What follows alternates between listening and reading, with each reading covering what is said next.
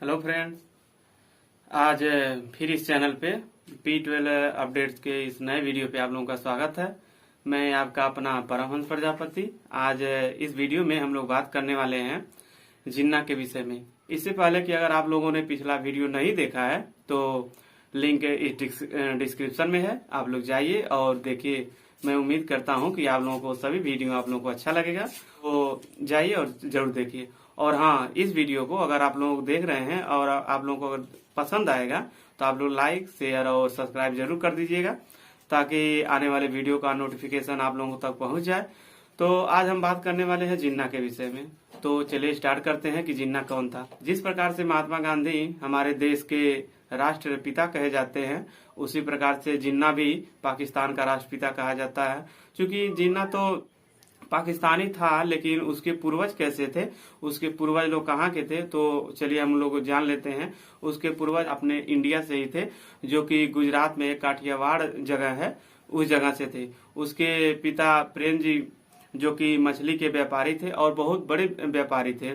उन लोग इंडिया से होने की वजह से अब लोग कहाँ थे वो अभी हम लोग जान लेते हैं कि कहाँ के थे। तो उनके पूर्वज थे गुजरात के काठियावाड़ से। चूंकि काठियावाड़ से थे तो वे लोग, गुजरात में ऐसा माना जाता है कि व्यापार ज्यादा होता है, तो उनके पिता प्रेम जी भाई व्यापारी थे और वह व्यापारी मछली के व्यापारी थे और उनका व्यापार बहुत अच्छे और इनका जो डिपार्टमेंट यानी बिरादरी जो था वह मांसाहार के विरोध में था। इसीलिए इनको लोग बिरादरी से बहिष्कार कर दिए। लेकिन इनके पिता जी को बहुत बुरा लगा। इनके दादाजी फिर भी उतने नाराज नहीं हुए। वे सोचते थे कि हिंदू में मिलकर ही रहें और अपना व्यापार करते रहें। लेकिन उनके बिरादरी का यह कहावत था कि अगर आप लोगों को हिंदू बिरादरी में आना है और आप लोगों को इस समाज में रहना है तो आपको मछली का व्यापार छोड़ना पड़ेगा, नहीं तो हम आप लोगों का बहिष्कार करते हैं। तो इनके पिताजी पूंजालाल ठक्कर इनके पिताजी थे, उनको यह बात बहुत बुरी लगी, क्योंकि काफी लंबे समय से लोग गुजरात में रह रहे थे, अपनी व्यापार कर रहे थे। लेकिन उनका जब बहिष्कार हो गया तो इनके दादाजी को तो उतनी दुख नहीं हुआ, क्योंकि वह हिंदू बने रहना चाहते थे और अपना व्यापार भी चालू रखना चाहते थे।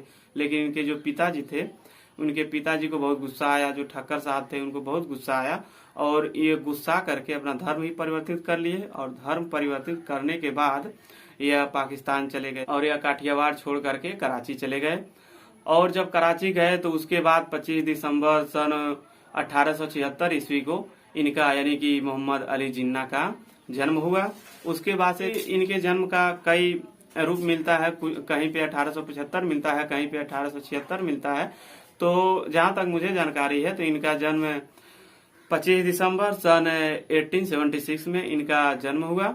उसके बाद से देश की, चूंकि देश उस समय गुलाम था और आजाद कराने के फिराक में सभी लोग थे, और इनकी राजनीतिक करियर सन 1916 ईस्वी से शुरू हुआ। यह चूंकि ज्यादा समय यह इंग्लैंड में थे और यह वकील थे, बैरिस्टर के तौर पर थे, और इनका ज्यादा समय इंग्लैंड में ही बीत गया था। और इसीलिए धार्मिक महत्व को ज्यादा ध्यान में नहीं रखते थे, क्योंकि इनका तो धर्म परिवर्तन हुआ था और यह इंडिया से भी थे। और जब वहाँ देश बंटवारा हुआ तो एक नाम आया पाकिस्तान, और पाकिस्तान से भी थे। तो इनका जब धर्म राजनीति में आए तो इनका एक मेन मकसद था कि किसी तरह से देश आजाद हो जाए। और उसके बाद से चूंकि एक बार यह महात्मा गांधी जी से बोले थे कि हमको किसी तरह भारत का प्रथम प्रधानमंत्री बनना है, लेकिन गांधी जी ने उनके बातों को ध्यान नहीं दिया और उन्होंने पंडित जवाहरलाल नेहरू का नाम सामने रख दिया। और इस वजह से मोहम्मद अली जिन्ना को बहुत गुस्सा आया और उसके बाद से इन्होंने मुस्लिम समुदाय का संगठन किया और यह मुस्लिम लीग को नियंत्रण में करने लगे। चूंकि यह जिन्ना कभी नमाज नहीं पढ़े या कभी मुस्लिम धर्म को नहीं माना, लेकिन यह मुस्लिम लीग के नेता माने गए। और चूंकि ये ब्रिलियंट नेता थे और यह मुस्लिम के पक्ष में बोलते भी थे, मुस्लिम के अधिकारों का देख रेख करते थे, इसलिए इन्होंने एक संगठन बनाया और इन्होंने एक अलग देश की मांग की और उस देश का नाम पाकिस्तान पड़ा। और इसके बीच में क्या क्या कठिनाइयां आई, तमाम कठिनाइयां आई। लेकिन चूंकि महात्मा गांधी इस बंटवारे के पक्ष में नहीं थे और मोहम्मद अली जिन्ना भी नहीं थे, चूंकि पहली बार जब इनके सामने किसी ने प्रस्ताव रखा कि क्यों ना हम लोग मुस्लिम देश का एक अलग से मुल्क मांगा जाए, तो जिन्ना ने पहले तो अस्वीकार किया इस प्रस्ताव को। लेकिन बाद में जब इनको पता लगा कि कहीं न कहीं प्रधानमंत्री अब पंडित जवाहरलाल नेहरू होंगे, तो इसलिए इन्होंने भी अलग मुल्क का मांग करने लगे। और इनके दिमाग में एक चीज था कि इनको जिद हो गया था कि इनको भी प्रथम प्रधानमंत्री और प्रथम गवर्नर बनना है, इसलिए अलग मुल्क का मांग करने लगे और अलग मुल्क बना। उस मुल्क का नाम पाकिस्तान पड़ा और उस मुल्क के यह प्रथम प्रधानमंत्री हुए, प्रथम गवर्नर हुए। और इनसे पहले चूंकि अंग्रेज लोग थे, इनसे पहले कोई नहीं था, इसलिए इन्हीं को पहला माना जाता है।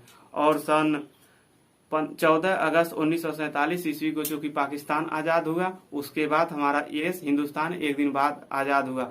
लेकिन जब तक जिन्ना जिंदा थे तब तक 2 वर्षों तक, यानी कि 47 और 48, चूंकि जिन्ना का मौत सन 1948 ईस्वी में हो गया, इसीलिए जब तक जिंदा थे 1947 और 48, 2 साल पाकिस्तान में भी स्वतंत्रता दिवस 15 अगस्त को ही मनाया जाता था।